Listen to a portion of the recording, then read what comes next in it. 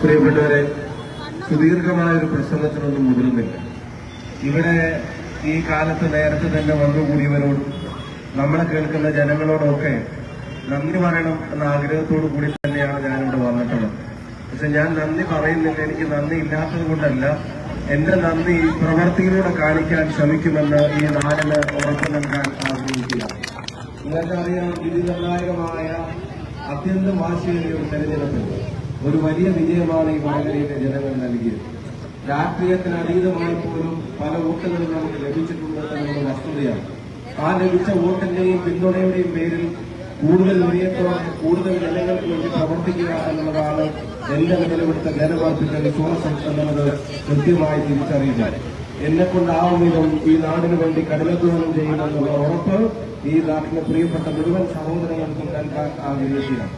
ഞാൻ DCC president ഉൾപ്പെടെയുള്ള ആളുകൾ, ഇവിടെ പ്രിയപ്പെട്ട ലത്തീഫ് വക്കീൽ ഉൾപ്പെടെയുള്ള ആളുകൾ, ഇവിടുത്തെ ചെയർമാൻ ഉൾപ്പെടെയുള്ള കാര്യങ്ങൾ, രാഷ്ട്രീയമായി കാര്യങ്ങളെല്ലാം ഇവിടെ അവതരിപ്പിച്ചു കഴിഞ്ഞു.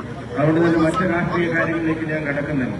എന്നെ സംബന്ധിച്ചിടത്തോളം ഈ 5 വർഷം വടകരയ്ക്ക് വേണ്ടി നിരന്തരം ശ്രദ്ധിക്കുക, വടകരയ്ക്ക് വേണ്ടി നിരന്തരം ഇടപെടുക, തലശ്ശേരി ഉൾപ്പെടെയുള്ള നിയോജകമണ്ഡലങ്ങളിലെ കാര്യങ്ങളിൽ കഴിയാവുന്ന ഇടപെടൽ നടത്തുക എന്നുള്ളത് തന്നെയാണ് എന്റെ മേലെ ജനം അർപ്പിച്ച വിശ്വാസം. തലശ്ശേരിക്ക് വലിയ പാരമ്പര്യമുണ്ട്, വലിയ ചരിത്രമുണ്ട് എന്ന കാര്യത്തിൽ സംശയമില്ല. ആ പാരമ്പര്യത്തെ, ആ ചരിത്രത്തെ ഭാവിയുമായി ബന്ധിപ്പിക്കുന്ന ഒരു പാലമായി വർത്തിക്കാനാണ് MP എന്ന നിലയിൽ ഞാൻ ആഗ്രഹിക്കുന്നത് എന്ന് ആമുഖമായി സൂചിപ്പിക്കുവാൻ ആഗ്രഹിക്കുന്നു. ഈ ജനസമ്പർക്ക യാത്ര വളരെ നേരത്തെ തന്നെ നടത്തണമെന്ന് നമ്മൾ ആഗ്രഹിച്ചതാണ്. പക്ഷെ നിങ്ങൾക്കറിയാം, വയനാടും തെലങ്കാനയും ഉണ്ടായ വലിയ ദുരന്തം, ആ വലിയ ദുരന്തത്തിന്റെ പശ്ചാത്തലത്തിൽ നമുക്ക് മറ്റെല്ലാ പരിപാടികളും മാറ്റിവെക്കേണ്ടി വന്നതായിട്ടുള്ള സാഹചര്യം നിങ്ങൾക്കെല്ലാവർക്കും അറിയാം. എന്നാലും ഇന്ന് നിങ്ങളെ കണ്ട് നിങ്ങളിൽ നിന്ന് പല നിവേദനങ്ങൾ, സ്കൂൾ മുതൽ ബൈപ്പാസ് വരെയുള്ള പല കാര്യങ്ങളെ സംബന്ധിച്ചുള്ള നിവേദനങ്ങൾ ഇവിടെ ലഭിക്കുകയുണ്ടായി. മാഹി ബൈപ്പാസ് ഉദ്ഘാടനം ചെയ്തിട്ട് 6 മാസമായി സർവീസ് റോഡിലെ ബ്ലോക്കേഡുകളും അതിനെ സംബന്ധിച്ചുണ്ടാകുന്ന പ്രയാസങ്ങളും നിരന്തരം ഇവിടുത്തെ പൊതുപ്രവർത്തകരും ജനങ്ങളും മാധ്യമപ്രവർത്തകരും ഒക്കെ ശ്രദ്ധയിൽപ്പെടുത്തിയിട്ടുണ്ട്.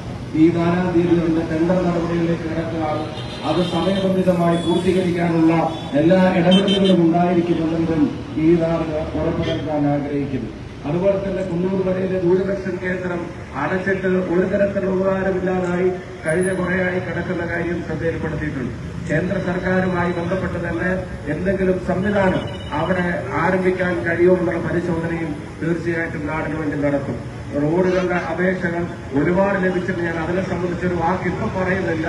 ഈ നാട്ടിലെ ഈ പരിഗണനകൾ വെച്ച് തീർച്ചയായിട്ടും അതിന്റെ പ്രയോറിറ്റിയുള്ള കാര്യങ്ങൾ വെച്ച് നോക്കിയിട്ട് അത്തരം കാര്യങ്ങൾ നിങ്ങളെ അറിയിക്കുന്നതായിരിക്കും. പാർലമെന്റിൽ ആദ്യമായിട്ട് എഴുന്നേറ്റ് നിൽക്കാൻ ഒരു അവസരം ലഭിച്ചത് ഈ തലശ്ശേരിയുടെ കാര്യം പറയാൻ തന്നെയാണ്. തലശ്ശേരി ജില്ലയിൽ കൊച്ചുകമ്മലിൽ ചോദ്യം കിട്ടിയപ്പോൾ അതാണ് ഞാൻ ആദ്യമായി എഴുന്നേറ്റ് പാർലമെന്റിൽ പറഞ്ഞൊരു കാര്യം. അപ്പോ തലശ്ശേരിക്ക് വേണ്ടി പാർലമെന്റിനകത്തും പുറത്തും, വടകരയ്ക്ക് വേണ്ടി പാർലമെന്റിനകത്തും പുറത്തും ജനങ്ങൾക്കൊപ്പം നിന്ന് പ്രവർത്തിക്കും. വടകരയിലെ MP ഓഫീസിന്റെ പ്രവർത്തനം നമ്മൾ ആരംഭിച്ചു കഴിഞ്ഞു. ഏതാണ്ട് 1 മാസത്തിന്റെ ഉള്ളിൽ തന്നെ തലശ്ശേരിയിലും നമ്മൾ MP ഓഫീസ് ആരംഭിക്കുന്നതായിരിക്കുമെന്ന് കൂടെ സൂചിപ്പിക്കാൻ ആഗ്രഹിക്കുന്നു. മൊബൈലിൽ MP ഓഫീസിന്റെ സൗകര്യം പൂർണ്ണമായും ഈ നാട്ടിലെ ജനങ്ങൾക്ക് ലഭ്യമാക്കുന്ന പദ്ധതിയും നമ്മൾ ആരംഭിച്ചു കഴിഞ്ഞു. അതിന്റെ ലോഞ്ചും 2-3 മാസത്തിന്റെ ഉള്ളിൽ അതിന്റെ ലോഞ്ചും ഉണ്ടാകും. പ്രിയപ്പെട്ട K. മുരളീധരൻ MP-യുടെ സമയത്ത് ആരംഭിച്ച റെയിൽവേ സ്റ്റേഷന്റെ നവീകരണ പ്രവർത്തനങ്ങൾ വേഗത്തിലാക്കാനും കൂടുതൽ ട്രെയിനുകളും സൗകര്യങ്ങളും തലശ്ശേരിയിലേക്ക് കൊണ്ടുവരാനും തലശ്ശേരി മൈസൂർ പാത MP-മാരുടെ ആദ്യത്തെ കോൺഫറൻസിൽ എനിക്ക് ഉന്നയിക്കാൻ ഒരു അവസരം ലഭിച്ചത് തലശ്ശേരി മൈസൂർ റെയിൽപാതയെ സംബന്ധിച്ചാണ്. തലശ്ശേരി മൈസൂർ റെയിൽപാതയെ സംബന്ധിച്ച് ബഹുമാനപ്പെട്ട മുഖ്യമന്ത്രി ഉൾപ്പെടെയുള്ള ആളുകളോട് സംസാരിച്ചു. അന്ന് KC വേണുഗോപാൽ MP അദ്ദേഹം മീറ്റിംഗിലുണ്ടായിരുന്നു. അപ്പൊ മുഖ്യമന്ത്രിയോട് ആ കാര്യം പറഞ്ഞപ്പോൾ മുഖ്യമന്ത്രി കർണാടക സർക്കാരിന്റെ നിലപാടുകളെ സംബന്ധിച്ച് ആരാഞ്ഞു.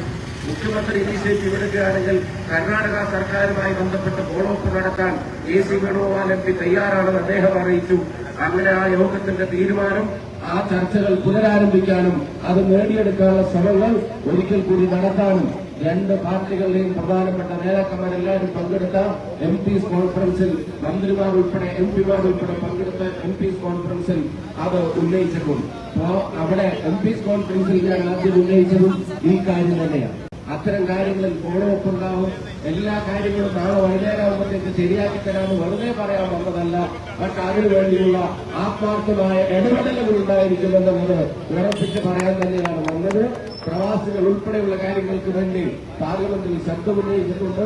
തൊഴിലുറപ്പ് പദ്ധതി ഉൾപ്പെടെയുള്ള മേഖലകളിൽ ഇനിയും ഇടപെടലുകൾ ഉണ്ടാകും. നിങ്ങളെല്ലാവരും കൂടെ ഉണ്ടാകണം. നമ്മുടെ നാടിന് വേണ്ടത് നമുക്ക് ഒറ്റക്കെട്ടായി നേടിയെടുക്കാമെന്ന് മാത്രം പറഞ്ഞുകൊണ്ട് എല്ലാവർക്കും ഹൃദയാഭിവാദ്യങ്ങൾ നേർന്നുകൊണ്ട് ജില്ലാ കോൺഗ്രസ് കമ്മിറ്റിയുടെ പ്രസിഡന്റിനും പ്രത്യേകം അഭിവാദ്യം. അദ്ദേഹത്തിന്റെ കുടുംബത്തിൽ വ്യക്തിപരമായി സഹോദരിയെ നഷ്ടപ്പെട്ട ദിനങ്ങളായിട്ട് പോലും ഈ ദിവസം നമ്മളോടൊപ്പം വരാൻ കാണിച്ച മനസ്സിനും അഭിവാദ്യങ്ങൾ നേർന്നുകൊണ്ട് മുഴുവൻ നേതാക്കൾക്കും മുഴുവൻ സഹപ്രവർത്തകർക്കും നല്ലവരായ എല്ലാ നാട്ടുകാർക്കും അഭിവാദ്യങ്ങൾ നേർന്നുകൊണ്ട് നിർത്തുന്നു. ജയ് ഹിന്ദ്. എംപിയോടൊപ്പം ഈ വാഹനത്തിൽ എരഞ്ഞോളി പഞ്ചായത്തിലെ UDF നേതാക്കന്മാരാണ് കയറി നിൽക്കേണ്ടത്. ആ പഞ്ചായത്ത് UDF നേതാക്കന്മാരെ ഈ വാഹനം